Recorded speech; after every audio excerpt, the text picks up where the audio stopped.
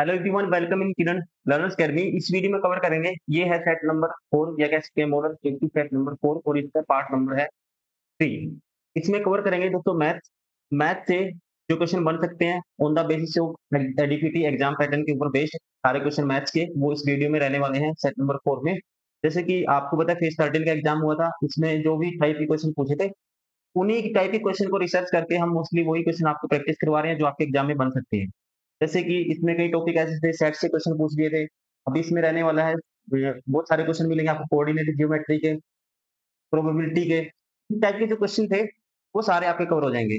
तो चलिए स्टार्ट करते हैं। जैसे 51 नंबर क्वेश्चन है, आप खुद से ट्राई करेंगे पहले, फिर इसका सोल्यूशन देखेंगे। और आपको इसको लेना है मॉक की तरह, जैसे आप लाइव मॉक देते हो एग्जाम में, एग्जाम देने जाते हो वहां पे लगातार आप क्वेश्चन करते हो, उसी टाइप से आपको जल्दी से जल्दी क्वेश्चन सोल्व करने की कोशिश करनी है, वीडियो को पॉज करना है, प्रैक्टिस करनी है, इस तरह से आपको कवर करना है। तो चलिए स्टार्ट करते हैं। Question number 51। 7 पुरुषों एवं 6 महिलाओं के एक समूह से 5 व्यक्तियों की एक समिति इस प्रकार बनानी है कि उसमें कम से कम 3 पुरुष हों। कम से कम कितने? एटलीस्ट 3 क्या होने चाहिए? पुरुष होने चाहिए। इस प्रकार की समिति या कमेटी में कुल कितने प्रकार इस प्रकार की समिति या कमेटी कुल कितने प्रकार से बनाई जा सकती है? मतलब समिति बनानी है 5 व्यक्तियों की, कम से कम 3 होने चाहिए पुरुष। तो कंडीशन क्या-क्या बन सकती है? 3 मान लो मैन होंगे और उसके अलावा 2 हो सकती है वुमेन। ठीक है ना? कम से कम 3 तो पुरुष रखने ही रखने हैं आपको 5 में से। और कंडीशन क्या बन सकती है? हो सकता है कि 4 मैन हो, कम से कम 3 तो होने चाहिए, 4 ज़्यादा तो हो सकते हैं, कम से कम 3 होने चाहिए, ज़्यादा हो सकते हैं। और 1 क्या हो? वुमेन हो। और बन सकती है कंडीशन 5 की 5 मैन भी हो सकते हैं दोस्तों। ठीक है? वुमेन क्या है? 1 भी ना हो, ऐसा भी हो सकता है। इसको सोल्व करना है। देखो, मैन कितने थे टोटल? 7, 7 लेने कितने हैं? 3, 3 मैन हो और प्रोडक्ट का मतलब गुना। वुमेन थी दोस्तों कितनी? 6 है, 6 में से 2 होंगी और मतलब कि प्लस, तो टोटल कितने हैं? 7। 7 में से 4 अगर मैन होंगे, 1 होगी वुमेन, टोटल 5 व्यक्ति होने चाहिए। वुमेन कितनी है? 6, तो 6 सी 1, फिर और मतलब प्लस, फिर 7 में से दोस्तों 5 क्या होंगे? मैन होंगे। ठीक है? महिला 1 भी नहीं है, 5 की 5 में से 5 व्यक्तियों की समिति बनानी है। 5 के 5 अगर मैन हो सकते हैं, कम से कम 3 रखने थे, 3 से ज़्यादा तो हो सकते हैं, 3 से कम नहीं हो सकते। इसको सोल्व करना है। देखो, इसको सोल्व करने का तरीका 7 फैक्टोरियल होता है ये। कैसे खोलते हैं? जैसे एनसीआर को खोलना है, एनसीआर को खोलना आपको, n factorial, r factorial, n minus r factorial, इसको ऐसे खोलते हैं। फिर 7 है ये, 3, 7 सी 3, 3 फैक्टोरियल होगा दोस्तों, और यहाँ पे होगा ये फैक्टोरियल है, 7 फैक्टोरियल, 6 फैक्टोरियल या गुना 6 गुना 5 गुना 4 फैक्टोरियल। ये था 7 आर की वैल्यू लिख दी मैंने यहाँ पे, और एन माइनस आर मतलब 4 फैक्टोरियल, इससे ये कैंसिल आउट हो जाएगा। अब इसको सोल्व करना है। 3 फैक्टोरियल को लिख सकते हैं, 3 गुना 2 6, 6 से ये कैंसिल आउट हो जाएगा। 7 पंजे ये आएगा 35, कितना है? 35। अब इसको भी खोलो, 6 सी 2 को खोलेंगे, 6 6 गुना 5 लिखेंगे, और लिखेंगे, मैं डायरेक्ट करूंगा, 2 लिखेंगे इसको, 2 फैक्टोरियल मतलब 2 ही होता है। अब 6 माइनस 2 4 फैक्टोरियल, वो कैंसिल आउट हो जाएगा, तो ये आएगा 2 3 6, 3 गुना 5 15। ऐसे ही इसको भी सोल्व करेंगे। ये आएगा 7 सी 4, सेम 7 फैक्टोरियल, 4 फैक्टोरियल, 4 को लिखते हैं तो 4 फैक्टोरियल, 7 माइनस 4 3 फैक्टोरियल, 4 फैक्टोरियल को आगे बोल दूंगा मैं, इसको 4 फैक्टोरियल लिखेंगे, 7 गुना 4 3 फैक्टोरियल मतलब 3 गुना 2, और इसको खोलेंगे 6 गुना 5, 4 फैक्टोरियल, ये कैंसिल आउट हो जाएगा, 6 से 6 कैंसिल। ठीक है? तो ये भी क्या आएगा? 7 पंजे 35, गुना में दोस्तों 6 सी 1 की वैल्यू होती है, 6 ही होती है। ठीक है? 7 पंजे 35, 35 का 210, प्लस आएगा इसके 210, प्लस 7 सी 5, ये होगा 7, 5 फैक्टोरियल 7 माइनस 5 2, 2 फैक्टोरियल की वैल्यू 2 ही होती है, इसको लिखूँगा 6 गुना 5 फैक्टोरियल से ये कैंसल आउट, 2 से काटेंगे, 3 7 या 21, इसकी वैल्यू आएगी 21। अब ये जोड़ना है हमें, 35 गुना 15 करेंगे, 15 पंजे 75, 7 करी 15 तिये 45 और 7 252, 525 प्लस 210, तो ये आएगा 735, 735 में फिर आपको जोड़ना है, ये वाला भी जोड़ना है, ठीक है? ये कितना आया था हमारे पास, 5 से 5 कैंसल आउट हो गया था, ये आया था हमारे पास कितना 210, सॉरी 210 नहीं, 21, जीरो तो है ही नहीं थी, 5 से 5 कैंसल, 2 तिये 6, 7 से 21, ये था 21, इसमें 21 जोड़ेंगे तो ये आएगा हमारे पास 6, 5, 756, राइट आंसर होगा ऑप्शन 4, ठीक है? मुझे समझाना था इसलिए टाइम लगा, आपको ऐसे क्वेश्चन के लिए तैयार रहना है, जल्दी से जल्दी आपको सोल्व करना है, क्योंकि आपको स्टेप काटने हैं, जब आप सोल्व करोगे, तो आपको पता है इसकी वैल्यू सेम होगी, आप डायरेक्ट लिखोगे, ठीक है? इसको भी डायरेक्ट सोल्व करोगे आप, तो सीधा ऐड कर दोगे, ठीक है? इतना टाइम आपको नहीं लगेगा। क्वेश्चन नंबर 52, AB एक लंब समद्विभाजक का समीकरण ज्ञात करें यदि ए के देखो पॉइंट दिए हुए हैं, ठीक है? 2 पॉइंट, 2 कोऑर्डिनेट दिए हुए हैं, जैसे ए कोई लाइन है, मान लो ये ए, एक पॉइंट है 3 6 और दूसरा है बी पॉइंट है -3 4, ऐसे क्वेश्चन आए हैं, ठीक है? आपको तैयार रहना होगा, ऐसा नहीं है कि आप टीसीएस वाले पुराने क्वेश्चन करते रहें, और मान लो आपकी जो एवरेज है अटेम्प्ट करने की क्वेश्चन, आप अच्छे हो मैथ्स में, आप 22-23 क्वेश्चन चाहे कितना भी हार्ड हो, अटेम्प्ट कर लेते हो। लेकिन एट ए पॉइंट पे ऐसे 3-4 क्वेश्चन आ जाते हैं जो अलग हट के हैं। जैसे कोऑर्डिनेट ज्योमेट्रिक आ गया कोई क्वेश्चन, जैसे मैं अभी ये क्वेश्चन सोल्व करूँगा।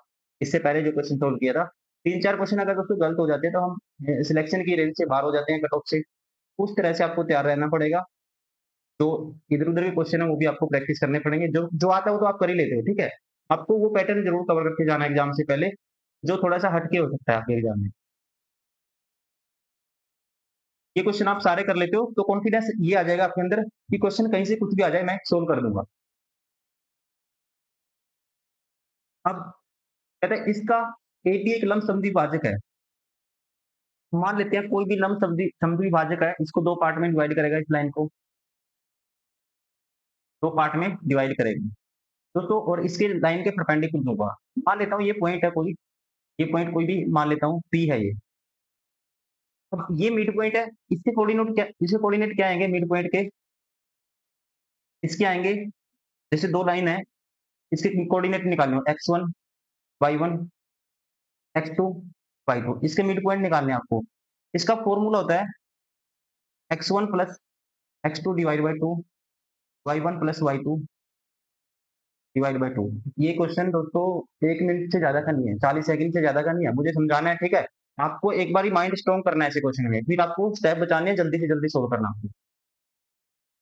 इसके मिड पॉइंट के जो कोऑर्डिनेट आएँगे, देखो 3 प्लस 3, 3 में -3 जोड़ेंगे 0 आएगा, डिवाइड बाय 2 करेंगे 0 आएगा।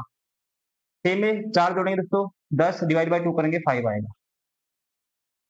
अब देखो, एक चीज़ और ध्यान रखेंगे, कोई भी लाइन की इक्वेशन निकालनी है, आपको क्या चाहिए? स्लोप चाहिए उस लाइन की, और आपको ठीक है, इक्वेशन ऑफ लाइन ये होती है, मान लो कोई 2 पॉइंट से इक्वेशन पास करेगी इस पॉइंट से, वो होती है x minus sorry y minus y1, और यहाँ पे स्लोप को मैं डायरेक्ट लिख देता हूँ m, x2 minus sorry x minus x1, ये होती है इक्वेशन। ये क्या होता है? स्लोप। अब देखो, मुझे पॉइंट तो पता लग गया, मैं स्लोप निकालनी है मुझे इसकी। स्लोप मैं इस लाइन की AB लाइन की स्लोप निकाल लेता हूँ पहले। AB लाइन की स्लोप निकाल लेता हूँ, तो क्या होगी? y2 माइनस y1 मतलब कि 4 माइनस 6 करेंगे दोस्तों, तो क्या आएगा? -2 आएगा। y2 ये है, y1 ये है। बटे में बटे में x2 माइनस x1, -3 करेंगे, -3 में से प्लस के 3 माइनस करेंगे, -6 होगा। तो ये आएगा 1/3।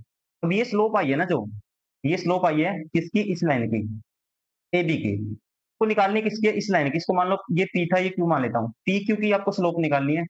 तो जब भी ध्यान रखेंगे 2 लाइन परपेंडिकुलर हो, तो स्लोप क्या हो जाती है? एक दूसरे के अपोजिट हो जाते हैं। जैसे कि स्लोप का प्रोडक्ट -1 आना चाहिए, मतलब M1, इसकी स्लोप मान लो M1 थी, M1 की वैल्यू ये आ गई। m1 गुना m2 हमेशा क्या आना चाहिए, -1 आना चाहिए, ठीक है? अगर स्लोप दोस्तों इस लाइन की पता है, परपेंडिकुलर लाइन की निकालनी है, तो इनका प्रोडक्ट क्या होता है, जब भी 2 लाइन आपस में परपेंडिकुलर होंगी, उनकी जो स्लोप का प्रोडक्ट -1 के बराबर होता है। m1 की वैल्यू मुझे पता है कितनी है, 1/3। m2 की वैल्यू निकालनी है मुझे। m2 की वैल्यू क्या आएगी? मैं सही लिख देता हूँ m2 क्या आएगी?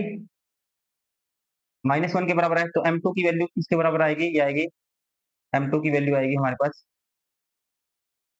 -3 के बराबर। अब देखो इस लाइन की स्लोप पता लग गई हमें -3 है और पॉइंट पता है, तो इसमें पुट करेंगे तो इक्वेशन आएगी। तो y माइनस y1, y1 की वैल्यू दोस्तों क्या है? 5 है। स्लोप क्या है इसकी? -3 है।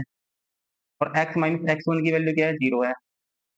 अब देखो y माइनस 5 बराबर आएगा माइनस के 3x, ठीक है? -3x के बराबर, तो उस साइड लेके जाएंगे 3x प्लस वाई -5 किसके बराबर आएगा? 0 के बराबर। इक्वेशन क्या आएगी? ये वाली। राइट आंसर होगा ऑप्शन 5। देखो मुझे समझाना इसलिए टाइम लगा, आप जल्दी से जल्दी कैसे करोगे? आपको एग्जाम देखो, एग्जाम में सोल्व करने का तरीका अलग होता है, क्वेश्चन को समझने का तरीका अलग होना चाहिए। एक बार क्वेश्चन समझ में आया फिर टाइम नहीं लगता।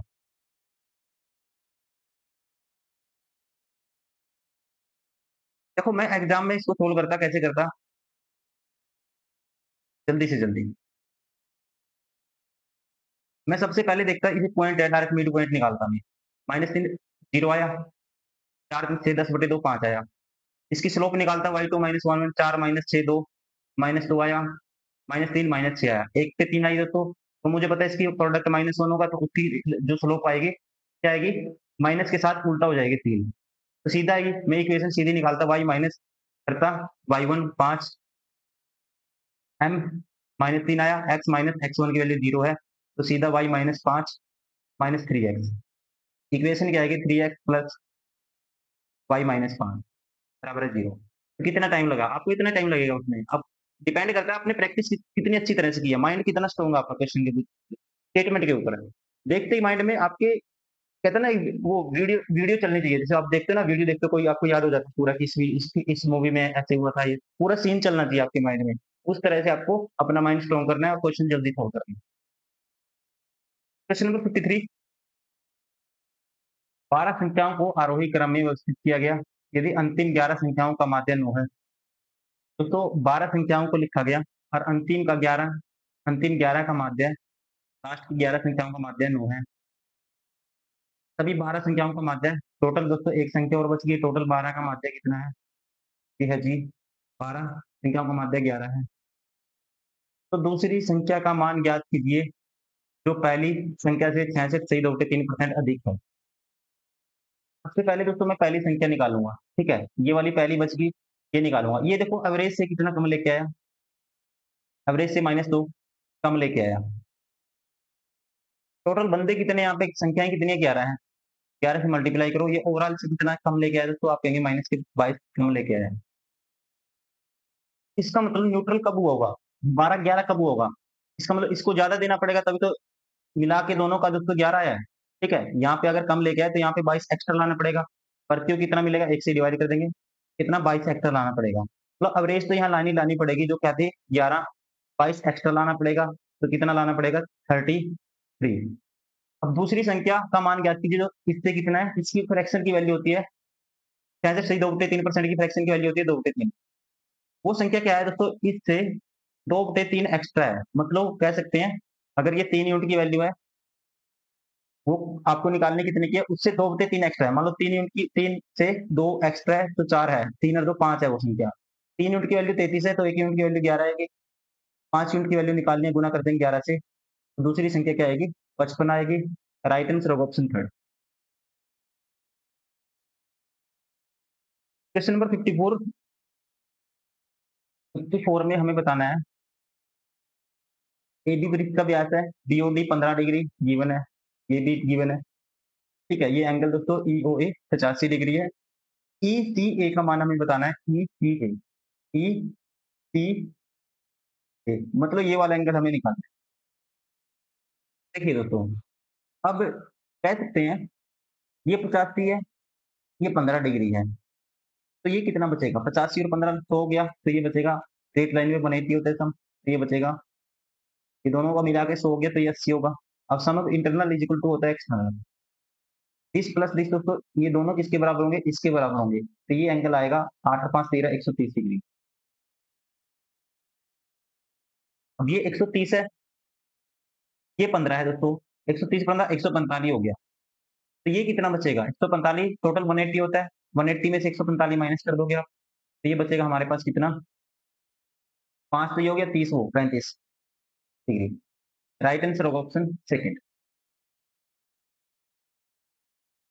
नंबर 55, ए ने बी को 2500 रुपए, एक सेकेंड पेन चेंज कर लेता हूँ।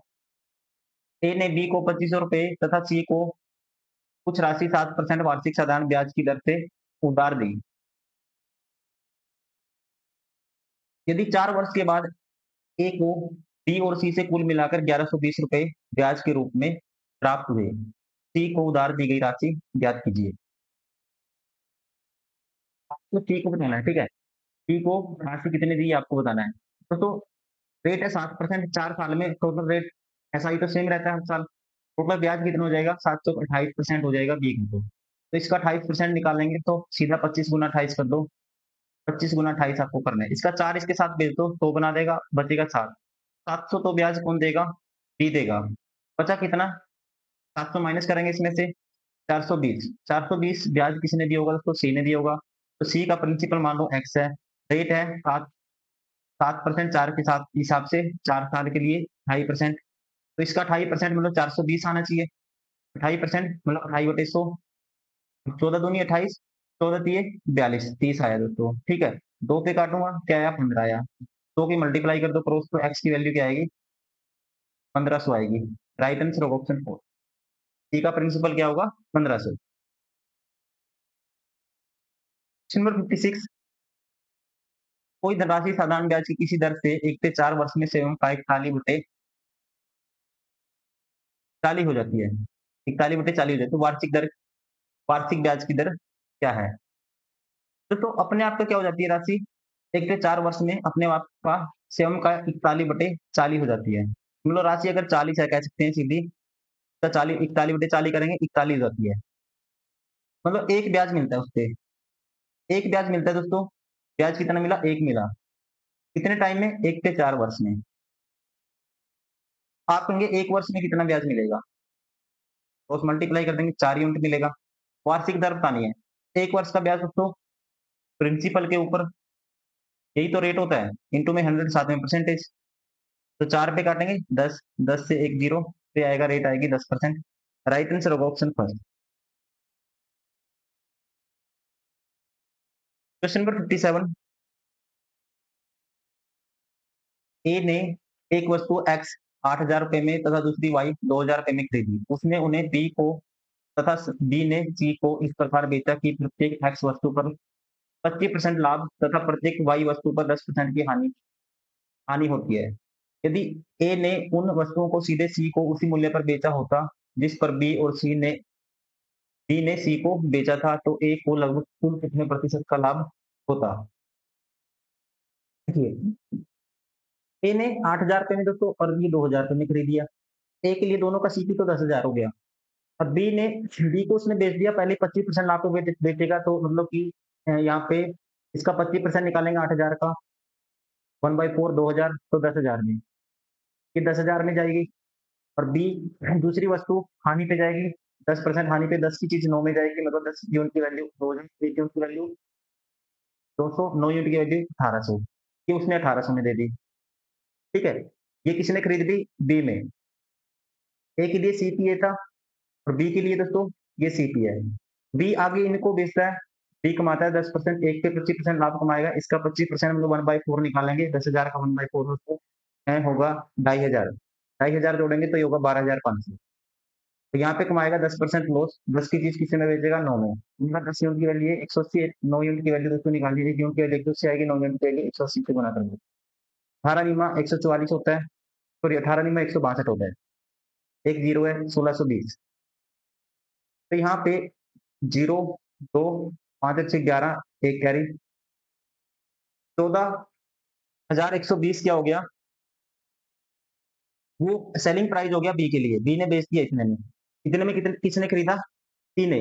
अब कहता है जितना बी ने सी को बेचा था जिस मूल्य पे, वो सेम है यदि ए ने वस्तुओं को सीधे सी को उसी मूल्य पर बेचा होता। अगर उसी मूल्य पर बेचा होता सी को, ठीक है, इस मूल्य में ए सीधा सी को बेचता, ए ने खरीदा कितने था? 8 और 2 10,000 में दोनों वस्तु खरीदी थी, बेचता इतने में, तो ए को प्रॉफिट होता 4120 रुपए का। कितने के पीछे दोस्तों? 10,000 के पीछे। यही आपको बताना है। ए को लगभग कुल कितने प्रतिशत का लाभ होता है ये आपको बताना है, इंटू में 100, साथ में परसेंटेज। तो 2 जीरो से 2 जीरो कैंसिल हो जाएंगी, इससे ये कैंसिल, ये आएगा 41.2%, लगभग किसके बराबर है? 41% के। राइट आंसर होगा ऑप्शन फर्स्ट।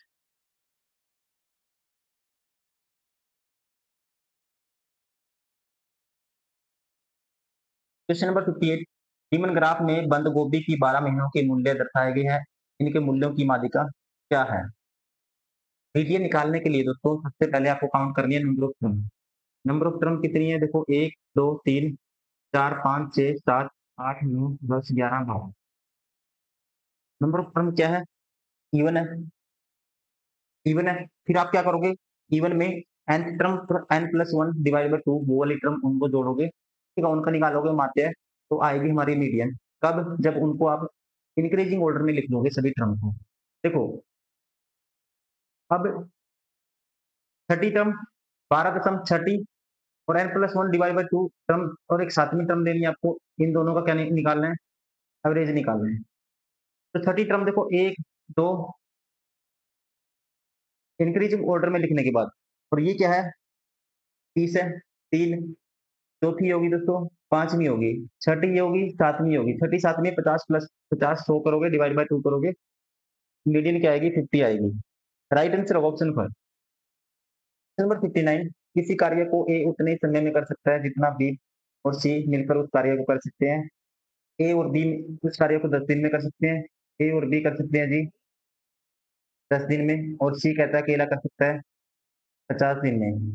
तो यहाँ से टोटल काम मान लेते हैं 50, एक दिन में 5 करेंगे, एक दिन में एक करेगा। ठीक, बी अकेला उस कार्य को कितने दिन में करेगा? अब total A plus B plus सी दोस्तों तीनों की एफिशिएंसी कितनी आई है? आप कहेंगे 5 और 1 6, मतलब ये तीनों मिलकर 6 काम करते हैं एक दिन में। ये कहता है ए अकेला उतने उतने समय में कर सकता है, ए किसी कार्य को उतने समय में कर सकता है जितना बी प्लस सी मिलकर कर सकते हैं। मतलब ए बराबर किसकी है? बी प्लस सी की है। तो यहाँ से इसकी वैल्यू ए टू ए बराबर है 20, तो ए की एफिशिएंसी दोस्तों 6 आएगी। ए की एफिशिएंसी क्या आएगी? 6 आएगी। और सी की तो एक है ही है, तो बी की कितनी बचेगी? सॉरी, ए की कितनी आएगी? 3 आएगी। कैसे? अब यहाँ पुट कर दो, ए की value B plus C, A to A बराबर है 6, तो ए की वैल्यू क्या आई दोस्तों? 3 आई। बी की वैल्यू तो ए का एफिशिएंसी 1 है, तो बी की कितनी बचेगी? बी की एफिशिएंसी बचेगी 2। टोटल 6 है सबकी। तो मतलब एफिशिएंसी मीन्स बी एक दिन में 2 काम करता है, करवाना 50 है, 50 से डिवाइड कर देंगे, तो बी कितने दिन में करेगा? 25 दिन में। राइट आंसर होगा ऑप्शन थर्ड।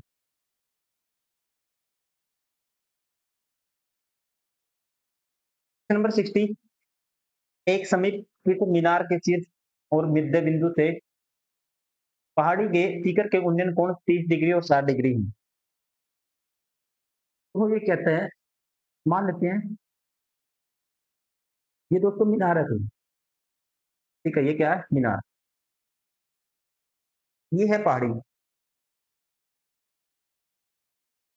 कहते हैं एक समीप स्थित मीनार के शीर्ष और पहाड़ी का दोस्तों शीर्ष, मीनार के शीर्ष और मध्य बिंदु के, मध्य बिंदु से मीनार का शीर्ष, ये मान लो मध्य बिंदु, टोटल एक्स मान लो कोई लेंथ है, ये 2 है। टोटल कितनी है दोस्तों? 2 यूनिट है, तो 1 यूनिट ये होगी, 1 यूनिट ये होगी, टोटल 2 है। और इसके मध्य बिंदु, एक तो ये कौन, एक इसके मध्य बिंदु से ये कौन,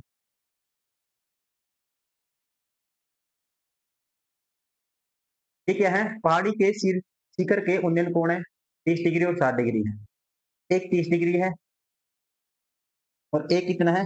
60 डिग्री है।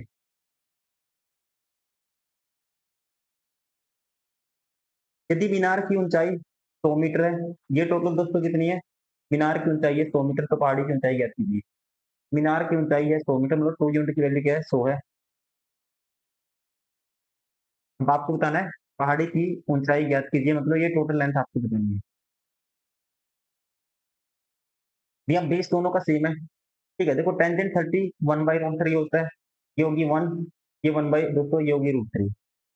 और टेंजेंट 60 जब निकालोगे ये होता है √3/1। तो इसका मतलब टोटल वैल्यू कितनी है, ये 1 है। देखो ये होता है लंब बटे आधार, मतलब 1/√3, 30 की वैल्यू 10, 60 की वैल्यू होती है लंब बटे आधार, मतलब √3/1 की बार ये टोटल कितनी है, यहाँ से यहाँ तक √3 है और ये भी 1, लेकिन सेम होनी चाहिए, ठीक है। तो सेम करने के लिए इसको √3 से मल्टीप्लाई करेंगे, इसको भी √3 से मल्टीप्लाई करेंगे, ठीक है। तो ये हो जाएगी 3,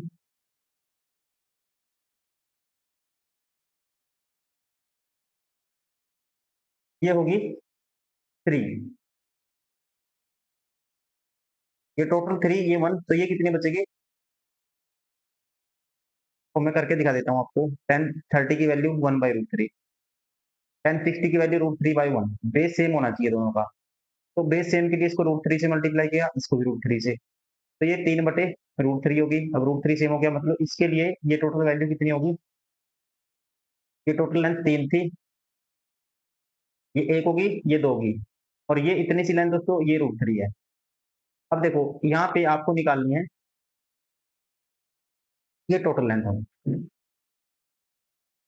अब इसको एक एक माना था ना, ये एक एक मत मानो, क्योंकि ये दो हो गई, इसको कुछ और मानना पड़ेगा, इसको ऐसे छोड़ दो। आप ये देखो ये x/2 है, या टोटल ये x है, ये भी x है, ये 2x मान सकते हैं हम, ठीक है। तो आप ये सीधा इससे रिलेट करेंगे इसको। अब आपको पता है ये 2 यूनिट की वैल्यू क्या है दोस्तों, 2 यूनिट, ये 2 है तो ये भी 2 यूनिट है, ये 2 यूनिट की वैल्यू और ये 2 यूनिट, 4 यूनिट की वैल्यू 100 है टोटल, 1 यूनिट की वैल्यू क्या आएगी, 25 आएगी।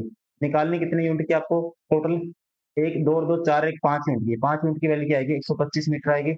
Right answer of option 4।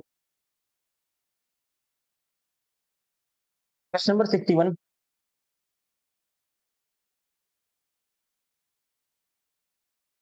संतरों को 25 रुपए के 10 की दर से खरीद कर 25 रुपए की 9 की दर से बेचा गया, तो लाभ बताओ। तो सीधा ऐसे क्वेश्चन को आपको रेशियो से करना है। देखो 25 रुपए की दर, 25 रुपए के 10 की दर से खरीदा गया, तो एक संतरा कितने का पड़ेगा, 25/10 का। बेचा कितने का, 25 रुपए की दर की, 25 रुपए के 9 की दर से बेचा गया, मतलब एक बेचा कितने का, 25/9 का बेच दिया।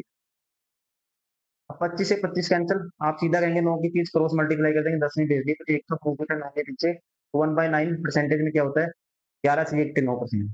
राइट आंसर होगा ऑप्शन थर्ड। नंबर 62, यदि एक त्रिभुज एबीसी में एंगल एबीसी तथा एसीबी के अर्धक बिंदु ओ पर मिलते हैं, तो अर्धक का मतलब यहाँ पे है एंगल बाइसेक्टर। मान लो त्रिभुज है एबीसी कोई, इसका एंगल बाइसेक्टर और इसका एंगल बाइसेक्टर कहाँ पे मिलते हैं, ऐसे मिलते हैं किसी पॉइंट ओ पे, ये कहते हैं त्रिभुज एबीसी है। आपको बताना है, तो आपको पता है एंगल बीओसी क्या होता है दोस्तों, 90 + a/2 होता है, ठीक है ना। क्या होता है, 90 + a/2 होता है। राइट आंसर होगा यहाँ पे option third. Number 63, cos theta plus cos theta x है, cos theta minus cos theta y है, तो x square minus y square आपको निकालना है। देखो दोस्तों x की वैल्यू अगर मैं 45 डिग्री पुट कर देता हूँ, ये आएगा 1/√2, और ये आएगा 1 - 1/√2, a plus b a minus b, ठीक है। तो यहाँ से सीधा x square plus y, x square minus y square आपको निकालना है, x square minus y square आपको निकालना है।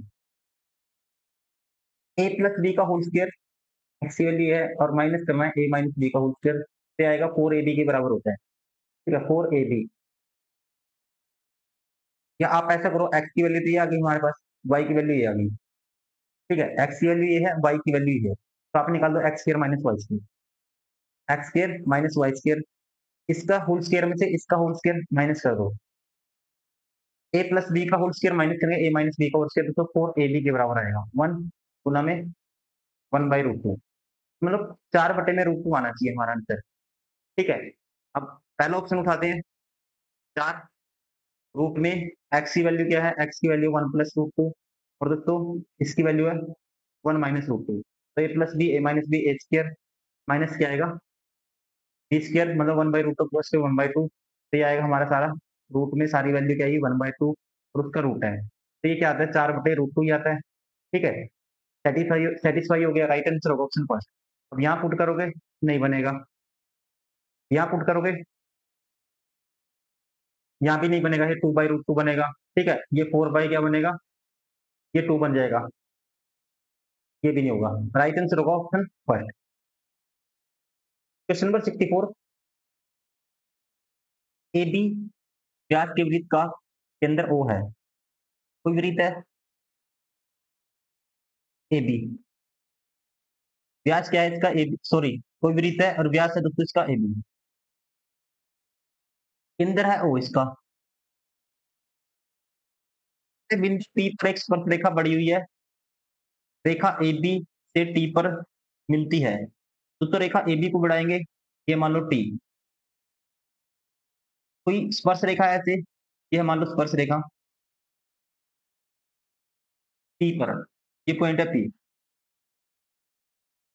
पी ए एवं पी बी मिलाइए, पी ए और पी बी मिला दी हमने, पी ए और पी बी मिलाइए, मिला दी, ठीक है जी। यदि पी ए बी 20 डिग्री है, पी ए बी मतलब ये एंगल है जी 20 डिग्री,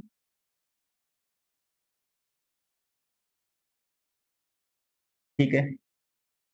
तो पी टी बी का मान आप आपको बताना है, पी टी बी का, पी टी बी, ये वाला एंगल हमें निकालना है दोस्तों, ठीक है।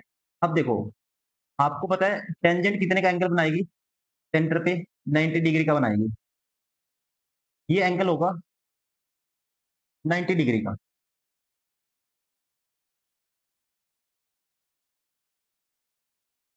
अब दोस्तों एक चीज देखेंगे, ये भी रेडियस है यहाँ से यहाँ तक, और ये भी रेडियस है, व्हाइट वाली दोनों रेडियस है, तो ये एंगल भी 20 डिग्री होगा। Sum of internal is equal to होता है एक्सटर्नल, ये होगा 40 डिग्री, फिर इन दोनों का सम ये 40 डिग्री होगा, ये 90 है, एक्चुअली ये 40 है, 90 और 40 130, तो ये कितना बचेगा 50 डिग्री, राइट आंसर होगा ऑप्शन 4।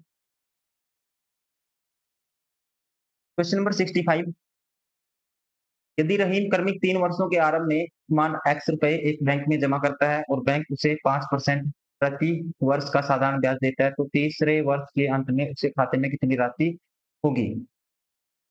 देखो, मान लो x रुपए थे, क्योंकि x में आंसर है सारे, तो पहले वर्ष ब्याज x का दोस्तों 5% निकालेंगे, तो 5% की फ्रैक्शन 1/20, x/20 हो गया ब्याज। अब दूसरे वर्ष के दोस्तों, दूसरे वर्ष में मूलधन क्या हो जाएगा, दूसरे वर्ष में x प्लस x, तो ये हो गया, और x पे वो जमा करेगा 2x हो गया, 2x प्लस x/20, 30 दूनी 40, 41/20x, दूसरे वर्ष का मूलधन हो गया, और इस पे ब्याज लगेगा कितना 5%, तो इसका 1/20 निकालेंगे, तो ये होगा 41x डिवाइड बाई 400, ये होगा दोस्तों दूसरे वर्ष का ब्याज 41/400। तीसरे वर्ष का मूलधन निकालना आपको, तीसरे वर्ष का मूलधन देखो x प्लस x जमा करेगा 3x होगा, प्लस ये ब्याज और जोड़ देंगे इसमें, 2 वर्ष के बाद का ब्याज कितना था 41x/400, ये हो जाएगा, इसको जोड़ेंगे, ये हो जाएगा हमारा तीसरे वर्ष का मूलधन 1241x डिवाइड बाई 400, इस पे दोस्तों ब्याज लगेगा कितना 5%, 1/20 निकालेंगे इसका, तो क्या आएगा 1241x डिवाइड बाई 8000, और इसको ऐड कर देते हैं एक्स 3x में, तो ये आएगा 8 या 24,000 प्लस 1241 2500, क्या आएगा दोस्तों 25,000, कह सकते हैं 241, ठीक है ना। 24,000 में 12 से जोड़ेंगे 25,241 आएगा, बटे में है 8,000 और इंटू एक्स, ये आएगा हमारा तीसरे वर्ष के अंत में दूसरे खाते में राशि जो होगी, ऑप्शन थर्ड इज करेक्ट।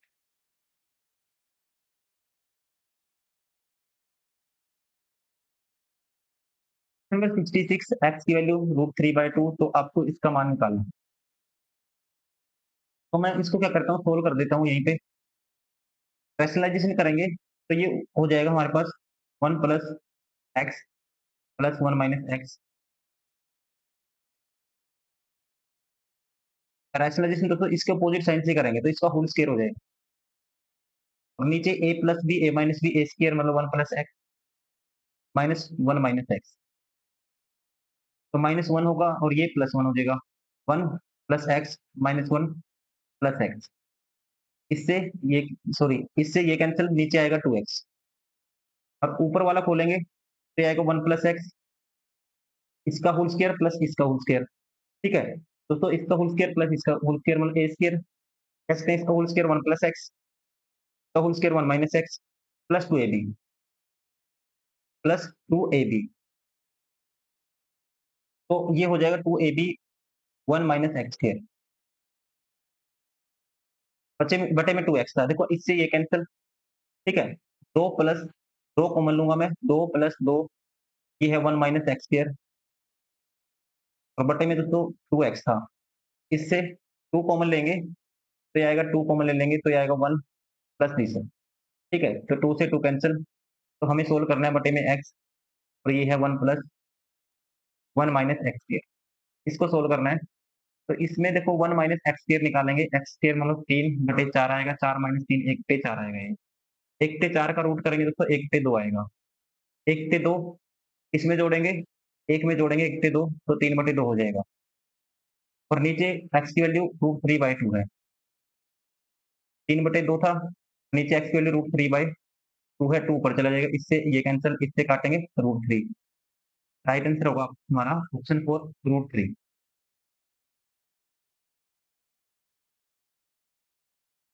ऐसे क्वेश्चन को सोल्व करना है वैल्यू पुटिंग से। जब भी cos थीटा दिखे तो sin थीटा दिखे और डिवाइड में कुछ नहीं है तो 0 पुट कर दो, या फिर 90 पुट कर दो। अगर मैं 0 पुट कर देता हूँ तो m की वैल्यू क्या आएगी, वो 0 1 होता है, m बराबर आएगा 1। 0 पुट करूंगा दोस्तों, ये भी 0 0, n बराबर आया 0। अब m प्लस n मतलब कि a प्लस 0 a की पावर 2/3 आया यहाँ से, और m माइनस n ये भी दोस्तों a की पावर 2/3 आया। a की पावर 2/3 दो बार है तो आएगा 2i ऑफ a की पावर 2/3। कौन सा ऑप्शन है, एक ही ऑप्शन है, right answer of option second. Question number 68, एक प्रिज्म का आधार 6 सेंटीमीटर भुजा वाला समचतुर्भुज है। यदि प्रिज्म का कुल पृष्ठीय क्षेत्रफल 216 √3 है, तो प्रिज्म की लंबाई सेंटीमीटर में क्या है? समचतुर्भुज मतलब कि रेगुलर हेक्सागन। अब दोस्तों रेगुलर हेक्सागन में क्या होता है, देखो मैं बताता हूँ इसमें क्या है कंडीशन। इसमें ध्यान रखेंगे, रेगुलर हेक्सागन में ऐसे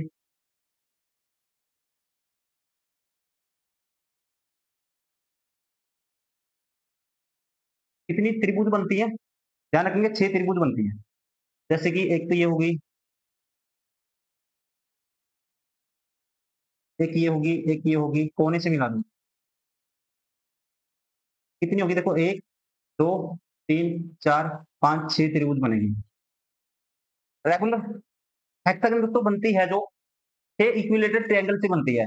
तो एक का एरिया होता है √3/4 a स्क्वायर, भुजा है 6, 6 का स्क्वायर। अब आधार का क्षेत्रफल क्या होगा, 6 है ये ऐसी ऐसी, तो 6 से गुना कर देंगे, तो इसको काटेंगे, ये आएगा 4, 36 काटेंगे, 4 9 36 9 का 54, 54 √3 क्या आया, बेस का एरिया आया। तो फुल सरफेस एरिया आपको निकालना है। ऐसे ही एक बेस दोस्तों ऐसे ही देखो बनाने में दिक्कत है, एक ऐसी ही फिर ऐसी बनेगी जो ऊपर भी बनेगी एक, ठीक है? ऐसी ही एक इक्विलेटरल ट्रायंगल, जब मुझे फिगर बनाने में थोड़ी दिक्कत है इसमें, मैं बना नहीं पा रहा हूँ, आपको समझना है। ये ऐसी बनेगी, ठीक है? तो जब इसको मिलाएँगे ऐसी आकृति बनेगी, और ऐसी 6 इसमें बनेगी, तो बेस का एरिया को ट्वाइस कर देंगे, ऊपर-नीचे खा जाएगा दोनों। और प्लस इसका 3D फिगर है, कोई भी 3D फिगर है, इसमें जैसे निकालना आपको एरिया, जैसे इसको निकालेंगे आप, ऐसे ही है फिगर ये, ठीक है? ऐसी फिगर है ये। जब इसको निकालेंगे, ऊपर-नीचे का तो हमने निकाल दिया, ऐसी फिगर नीचे बनेगी, उसका तो ट्वाइस कर दिया मैंने। और ये जो बीच वाली फिगर है ना, जो बीच वाली, इसका एरिया निकालने का तरीका होता है पेरीमीटर ऑफ बेस निकालो, पेरीमीटर ऑफ बेस होता है 6 भुजा है, ठीक है? ऐसी-ऐसी पैरामीटर को बेस किया है, तो देखो 6, 6, 6, 6, फिर ये 6 बनेगी। 6 टाइम्स 6 कर दो, मतलब 6 टाइम्स 6 को जोड़ना है, ये होगा।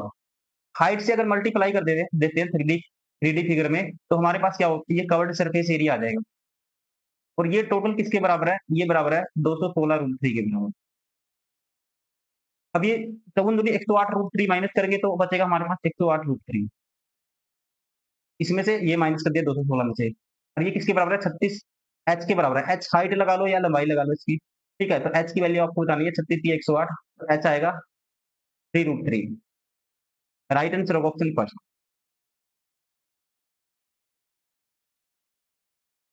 क्वेश्चन नंबर 69 में कहता है एक भारी बिंदु P से वृत्त को PA तथा PB स्पर्श रेखाएं खींची गई। ये है मान लो वृत्त दोस्तों, 2 रेखाएं खींची गई।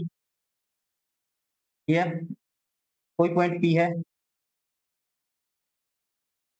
PA तथा PB, और CD E पर स्पर्श रेखा है। CD है जो E पर स्पर्श रेखा है, जबकि E OP पर स्थित है। E है दोस्तों OP पर स्थित है। O कोई इसका सेंटर होगा फिर, और एक स्पर्श रेखा ये है। ये पॉइंट E है, ये C है, और ये है D। ये लाइन मिला दी यहाँ पे,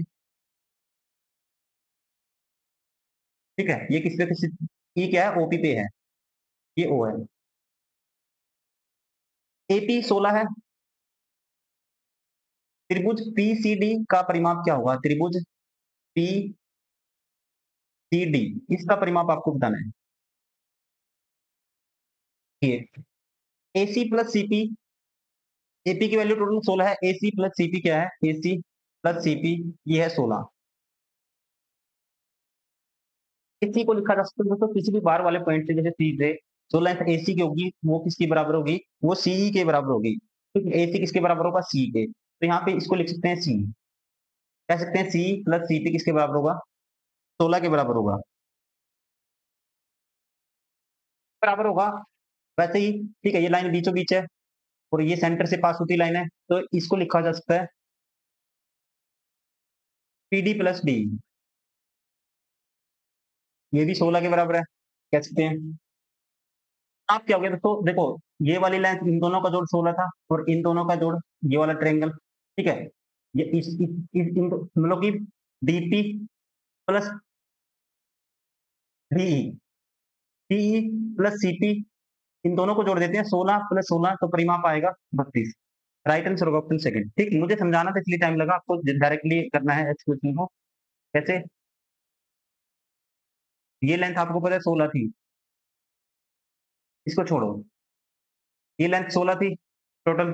अब ये दोस्तों सम किसका था? This plus this. अब ये वाली लेंथ इसके बराबर होगी, और ये लेंथ दोस्तों इसके बराबर होगी। ठीक है? तो सीधा आपको पता है इनका जो जोड़ था 16 आ गया था दोस्तों, तो ये किसके बराबर होगा? वैसे ही इसको भी डी प्लस डीपी लिख सकते हैं, 16 दूनी 32।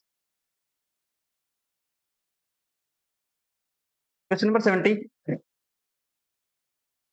X plus Y minus Z का होल स्क्वायर प्लस दिस बराबर है 0। एक्स प्लस वाई माइनस जेड का मान क्या होगा? देखो सीधा ही कह सकते हैं एक्स प्लस वाई किसके बराबर है? ये सभी 0 के बराबर है, इनका सम। तो ये 0 के बराबर होगा, तो एक्स प्लस वाई की वैल्यू जेड के बराबर आएगी। वाई प्लस जेड की वैल्यू देखो एक्स के बराबर आएगी, और जेड प्लस एक्स की वैल्यू किसके बराबर आएगी? वाई के बराबर आएगी। ये निकालना आपको, x plus Y minus z. अब जेड की वैल्यू क्या है इसमें से? जेड की वैल्यू एक्स प्लस वाई के बराबर है। ठीक है? सॉरी, जेड की वैल्यू किसके बराबर है? एक्स प्लस वाई के बराबर है। ठीक है? तो यहाँ इसकी जगह जेड पुट कर सकते हैं, जेड माइनस जेड क्या आएगा? 0 आएगा। Right answer of option 4। Question number 71, 40 से 55 वर्ष की आयु का व्यक्ति 28 से 40 वर्ष की आयु के व्यक्ति से कितना कम है? 40 से 55, ये रहा 40 से 55 वर्ष तक 72 डिग्री, और 28 से 40, 28 से, ये रहा 28 से 40, ये रहा दोस्तों 108 डिग्री। इनका डिफरेंस निकालेंगे, क्या आएगा? 36 डिग्री। 36 डिग्री की वैल्यू बतानी है आपको, और आपको 360 डिग्री बराबर है 12,000 है। 1 डिग्री 360 बटे में 36 डिग्री की बतानी है। 36 से मल्टीप्लाई कर देंगे, 36 से 36 कैंसिल और 1 जीरो से ये जीरो कैंसिल, क्या आएगा 1200। राइट आंसर होगा ऑप्शन थर्ड।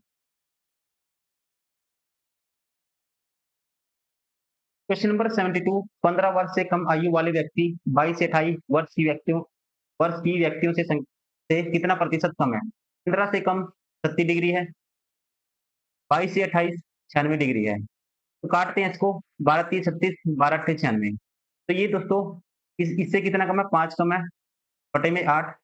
इससे कंपेयर करना है तो ये बटे में इंटू में 100 साथ में परसेंटेज, 5 बटे 8 बराबर होता है 62.5%।